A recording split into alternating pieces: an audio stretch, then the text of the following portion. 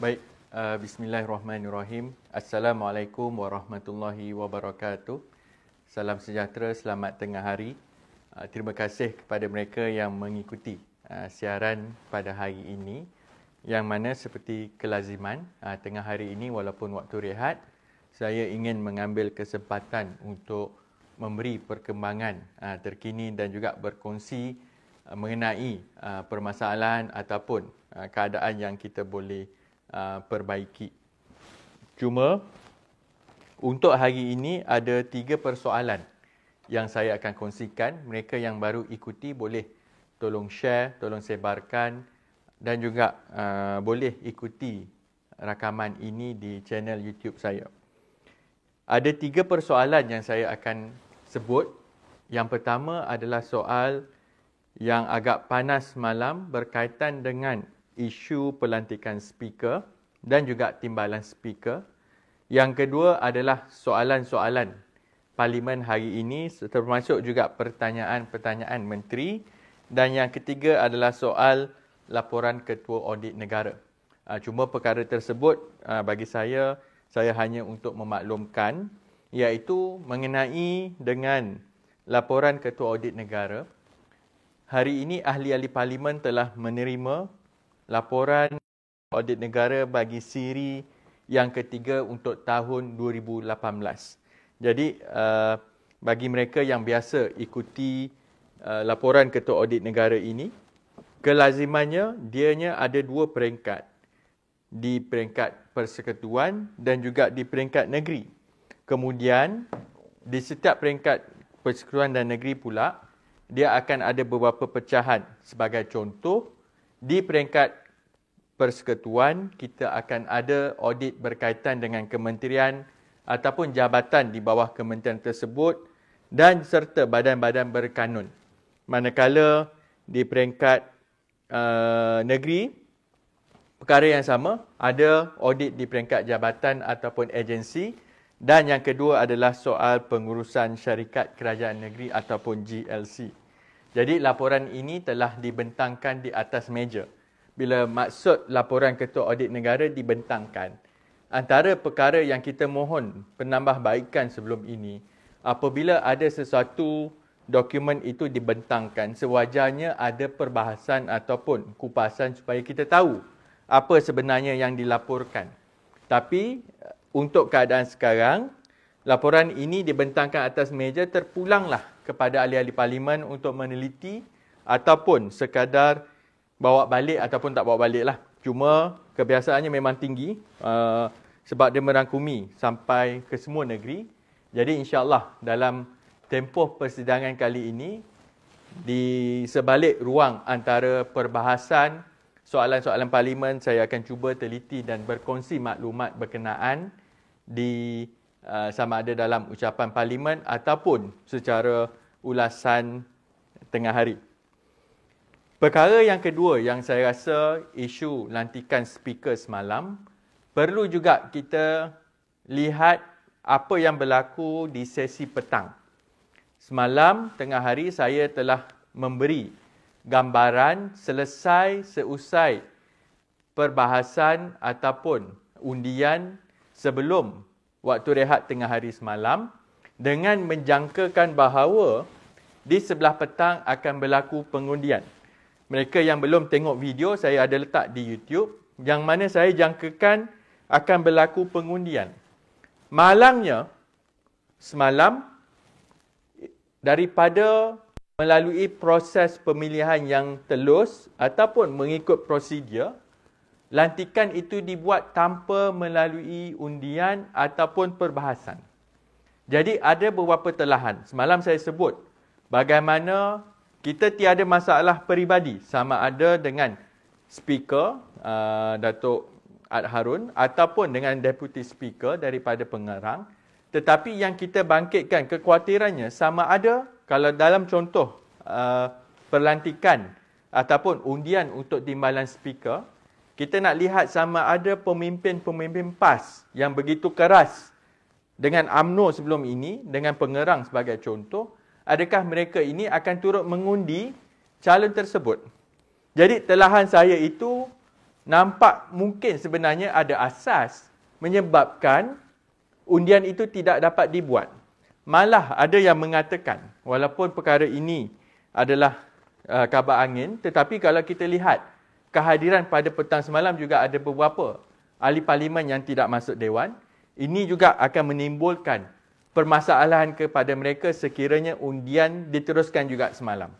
Cuma dalam keadaan kekecohan itu, tindakan backbenchers daripada UMNO terutamanya dengan mengeluarkan perkataan-perkataan yang tidak unparliamentary ini menyebabkan terus terganggu dan akhirnya kerana kegagalan Perikatan Nasional untuk menguruskan perkara ini dengan baik, menyebabkan parlimen semalam terhenti secara tiba-tiba apabila Menteri Perundangan membawa usul agar parlimen ditangguhkan serta-merta semalam sebelum disambung pagi tadi. Baik. Dalam hubungan dengan speaker juga, bagi peringkat keadilan maupun dari kalangan ahli-ahli parlimen anak muda, kami tidak memusuhi ataupun mempunyai sebarang masalah peribadi. Dan yang kedua juga, kita mengharapkan segala reformasi parlimen yang kita cadangkan sebelum ini akan diteliti dan diambil tindakan oleh speaker yang baru supaya reformasi yang kita bawa ini untuk tambah baik keadaan perjalanan parlimen ini dapat diteruskan. Jadi ada beberapa perkara yang kita akan lihat selepas ini sebagai contoh. Sama ada jawatan kuasa yang kita wujudkan sebelum ini dibenarkan berfungsi seperti sedia ada ataupun mungkin silap-silap mereka akan bubarkan jawatan kuasa tersebut. Yang kedua, dari segi perjalanan parlimen juga kita tahu, selain daripada soal jawatan kuasa ini, dari segi perbahasan dan juga dari segi perjalanan parlimen itu sendiri, alhamdulillah pagi tadi speaker telah mengarahkan ahli parlimen baling untuk menarik balik dan memohon maaf atas percakapan yang diungkapkan oleh beliau semalam. Jadi menunjukkan bahawa sekiranya kita dapat kekalkan dekorum ataupun lunas-lunas yang baik supaya parlimen ini berjalan dengan lancar, kita akan santuni dan kita akan sokong. Cuma dalam persoalan hari ini yang saya nak kongsikan, selain soal-soal politik itu kadang-kadang tidak membantu. Cuma hari ini saya diberi peluang, walaupun soalan sebenarnya telah disusun atur mengikut secara random dan telah dipilih dan hanya ahli parlimen yang soalannya naik akan bertanyakan. Tetapi pada masa yang sama, ahli-ahli parlimen lain diberi ruang untuk menanyakan soalan sekiranya diberi laluan. Jadi hari ini saya telah membangkitkan dua soalan yang saya kira sebenarnya ada asas yang sangat penting dalam masyarakat dan juga menunjukkan komitmen keadilan ini, peka dan juga ingin membantu golongan-golongan tersebut, iaitu terdiri daripada rakyat kebanyakan, supaya kita jangan terheret dengan permainan daripada Perikatan Nasional. Kita tengok perbahasan sebelum tengah hari tadi, semua isu soal kerajaan berbalahan, soal tebuk atap dan sebagainya, itu tidak membantu soal ekonomi negara. Soalan yang pertama yang saya berpeluang untuk menanyakan soalan tambahan sebentar tadi adalah berkaitan dengan status pelaksanaan penebusan ganti cuti rehat ataupun GCR. Di kalangan kaki tangan kerajaan, mereka kelazimannya boleh membawa soal cuti ini ke peringkat sebelum persaraan yang dibenarkan pemahaman saya sehingga 150 hari, tetapi cadangan daripada Pakatan Harapan sebelum ini supaya separuh daripadanya, iaitu sehingga 75 hari ini dapat ditebus dengan secara ganti rugi bayaran tunai. Yang ini akan memberi kelebihan kepada kaki tangan kerajaan apabila bersara ataupun tidak menggunakan cuti tersebut, maka ada imbuhan ataupun ada sedikit bantuan dari segi wang tunai. Cuma apa yang dinyatakan oleh menteri sebentar tadi yang agak merisaukan, beliau pada mulanya dengan yakin mengatakan akan berlaku penelitian semula. Maksudnya yang kita faham, Perikatan Nasional nak tangguhkan pelaksanaan ini. Jadi bila saya tanya soal, bila menteri kata nak kaji balik, nak kononnya nak tambah baik, adakah kerajaan nak membatalkan perkara ini? Jadi menteri tidak menjawab dari soal nak teruskan ataupun batalkan, cuma hanya berkatakan soal untuk mengkaji semula. Pandangan saya dalam soal nak kaji semula dan sebagainya, sepatutnya menteri meletakkan garis masa supaya perkara ini tidak tertangguh dan terbawa-bawa sehinggakan matlamat untuk kita bantu mereka yang akan bersara daripada sebagai penjawat awam ini tidak tertangguh ataupun tidak tahu dari segi perancangan mereka. Yang kedua, dalam soal ganti cuti rehat ini juga, kita nampak bahawa penerangan menteri sebentar tadi, dia mengatakan dia nak tambah baik sebab kalau mereka tebus cutinya sekarang, bila nak bersara, bila kedudukan mungkin gajinya lebih tinggi, maka duit tebusan itu adalah pada kadar yang lebih sedikit rendah.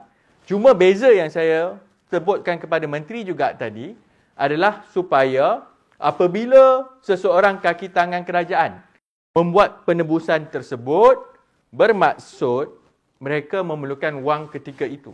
Jadi perkara ini saya harap kerajaan Perikatan Nasional dapat meneliti dasar yang baik yang nak membela kaki tangan kerajaan ini. Janganlah kamu menggunakan alasan untuk kaji semula sehinggakan perkara ini mungkin terbatal ataupun tertangguh tanpa tahu hala tujunya. Yang kedua yang saya nak sebut, soal yang saya sempat bertanyakan kepada Menteri Sumber Manusia adalah berkaitan masalah pelaksanaan program pengekalan pekerjaan dan juga subsidi upah. Yang saya bangkitkan adalah berdasarkan aduan daripada majikan-majikan bagaimana sistem itu dari segi permohonan mengatakan kaedah yang berbeza. Tetapi bila selepas mohon, apa yang berlaku bila mereka mohon untuk sesuatu tempoh, iaitu mana-mana yang masuk melalui program pengekalan pekerjaan, dia ada tempoh 3 bulan, 6 bulan dan mereka masukkan tempoh tersebut bila membuat permohonan yang pertama.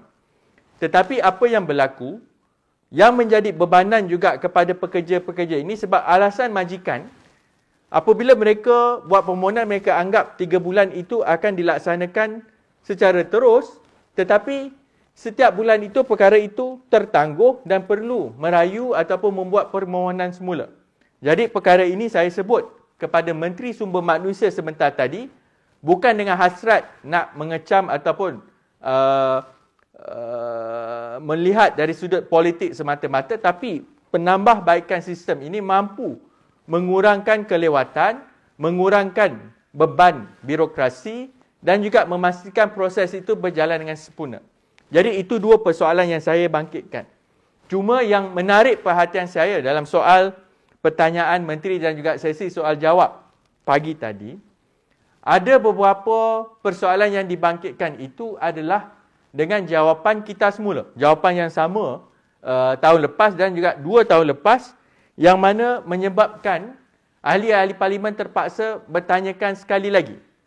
Jadi yang ini yang bagi saya dalam soal sesi soal jawab dengan menteri, seharusnya menteri lebih peka dan juga memberi penekanan dalam soal asas-asas yang dibangkitkan itu berkaitan, maka ada sedikit penambahbaikan pun tak apalah. Yang kita nampak memang jawapan standard yang ulang dan ulang. Soal contohnya tadi, Menteri KPKT juga sebut tadi, dengan gaya yang mungkin bagi dia agak berseluruh, tapi saya nampak seperti angkuh. Seolah-olah dah tanya 2 tahun dulu, kenapa nak tanya lagi? Yang ahli parlimen berkenaan menanyakan soalan berkaitan dengan kerajaan tempatan tersebut, bila jawapannya sama standard, maka menyebabkan ahli-ahli parlimen sering terpaksa mengulangi pertanyaan dan untuk memastikan menteri itu buat kerja. Jadi untuk sesi hari ini, perjalanan sehingga tengah hari berjalan dengan lancar, dan selepas selesai wakil kerajaan ini lebih kurang sejam lagi, iaitu daripada 2.30, saya rasa sekitar jam 3.30, Ketua Pembangkang Ahli Parlimen Port Dickson akan membahaskan usul titah yang di-Pertuan Agong. Maka kita sama-sama teliti dan saksikan ucapan beliau nanti. Dan pada masa yang sama, bagi saya perjalanan hari ini lebih teratur sedikit, dan saya mengharapkan agar persoalan mengenai ucapan-ucapan unparliamentarian tidak lagi berlaku. Memang tadi teguran keras itu diberikan kepada Yang Berhormat Baling. Kita juga tahu kumpulan-kumpulan yang sering mengacau itu masih ada di sana.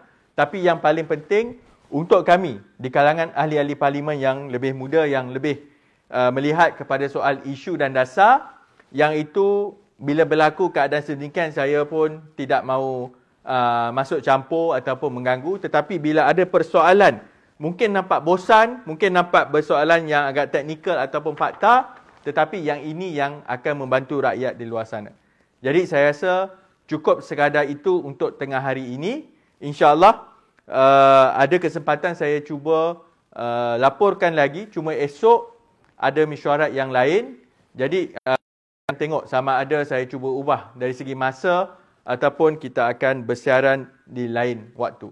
Sekian, terima kasih. Assalamualaikum warahmatullahi wabarakatuh.